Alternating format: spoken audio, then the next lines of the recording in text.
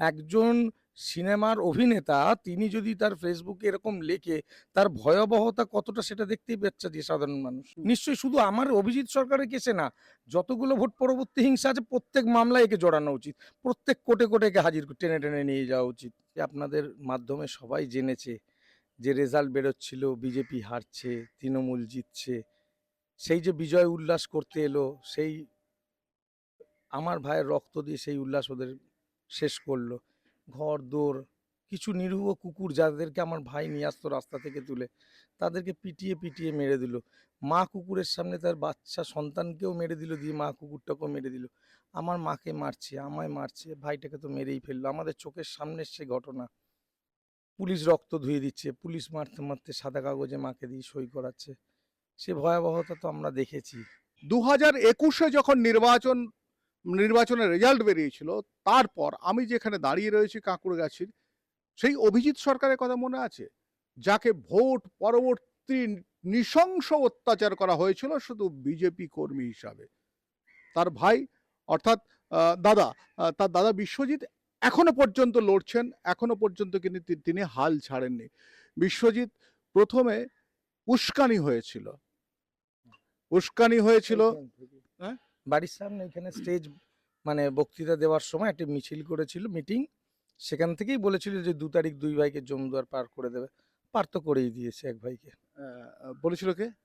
পরেশ পাল, স্বপন সমাদ্দার, পাপিয়া। সে সময় দেখেও ছিলাম যারা টুইট হয়েছিল, একজন ফিল্ম আর্টিস্ট তিনি সেটাকে টুইট করেছিলেন, বিশ্ব রগড়ানি দিবস, মনে আছে? হ্যাঁ, মনে আছে। সেই নিয়ে তার বিরুদ্ধে একটি মামলাও হয়েছে। পরমব্রত চট্টোপাধ্যায়, দেখুন, সমাজের একজন চাটুকার অভিনেতা, মানে যিনি চাটতে ভালোবাসেন, প্রথমে তৃণমূলে চেটেছিলেন এবং বিজেপি জেতার সময় দেখলাম আমাদেরই এক বিজেপি নেতার পাশে বসে আবার চাটতে গিয়েছিলেন। কিন্তু ঠিক সেই মুহূর্তে আবার কেস খেয়ে গেলেন, গিয়ে আবার পিছনে ব্যাক করে পালিয়ে গেলেন। উনি তো জামিন পেয়ে গেছেন। হ্যাঁ, জামিন দেখুন, আমাদের আদালত যেই প্রসেসে চলে সেই প্রসেসে জামিন পেয়েছে। কিন্তু আপনার ভাই তো খুন হয়েছে। আমার ভাই তো খুন হয়েছে। এদের মতো এই চাটুকার অভিনেতাদের যে সমাজের একটা কথা, তারা যদি একটা কথা লিখে দেয়, সেই কথার কত বড় ভয়াবহতা সেটাই কাঁকুরগাছিতে দেখতে পেয়েছেন।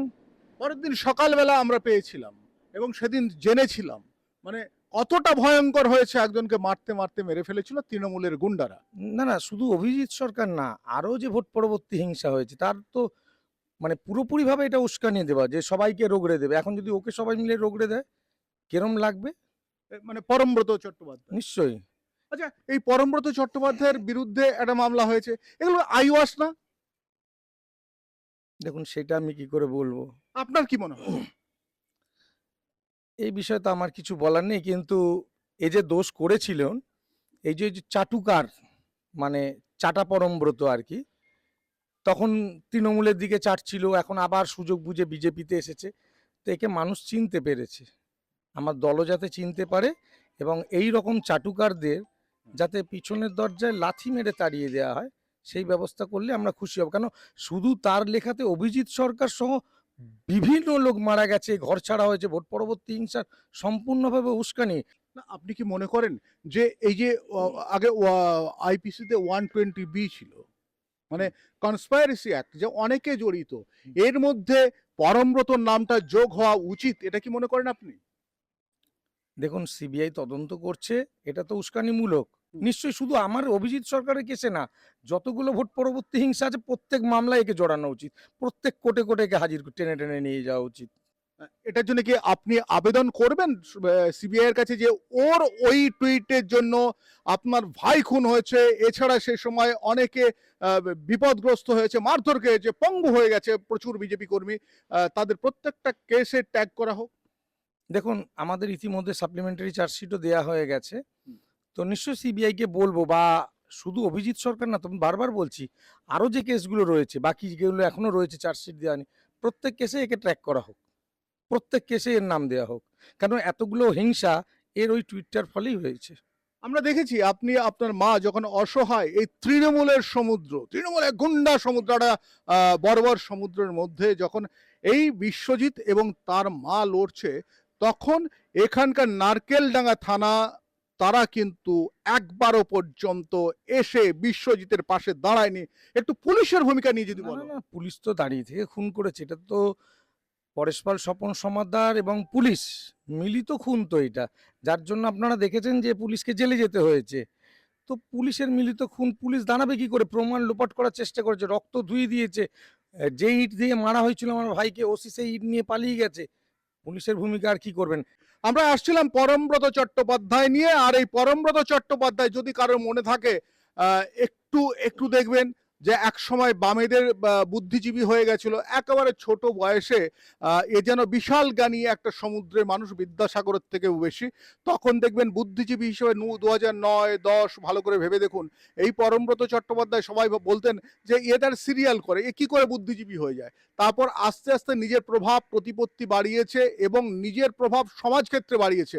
যেভাবে তাকে মানে তার সে যেভাবে টুইট করেছিল যে আজ বিশ্ব রগড়ানি দিবস পালন করা হোক, অর্থাৎ যেদিন তৃণমূল কংগ্রেস 2021-এ দোসরা মে, দোসরা মে, হ্যাঁ সেই দিনে সেই দিনে, অর্থাৎ সেই দিন সে বিশ্ব রগড়ানি দিবস, বুঝতে পারছেন কি বলেছিল সে? একজন দায়িত্বশীল মানুষ। আবার তোমার কাছে জানতে চাই, সিবিআই এর কাছে একটা তুমি রিটিন কি আবেদন করবে যে এই রগড়ানি দিবস যিনি বলেছিলেন তাকে অ্যাটলিস্ট এই কেসে ট্যাগ করা হোক এবং তাকে ডেকে জিজ্ঞাসাবাদ করা হোক? নিশ্চয়ই এই বিষয়ে আমি কথা বলবো। আমাদের যিনি উকিলবাবু রয়েছেন এবং সিবিআই অফিসার, তাদের সঙ্গে কথা বলবো, আলোচনা করে যেটা লেখার আমি লিখে দেবো।